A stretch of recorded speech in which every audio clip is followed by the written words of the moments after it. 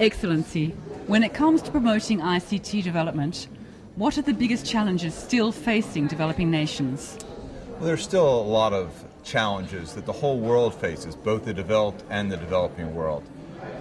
In the developing world, probably the biggest challenges still are how to promote the use and adoption of ICTs.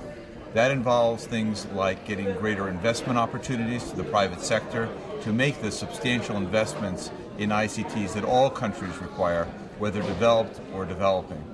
Similarly, I think one of the big challenges we'll face over the next couple of years as technology has matured is literacy.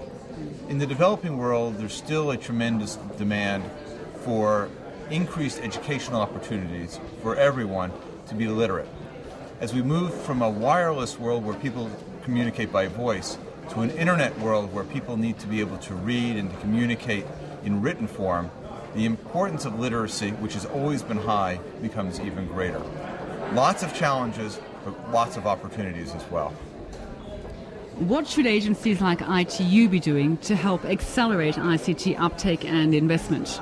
Well, I think the ITU has done an extraordinarily positive role in the world with regard to ICTs. It should continue to do those things that it does very well.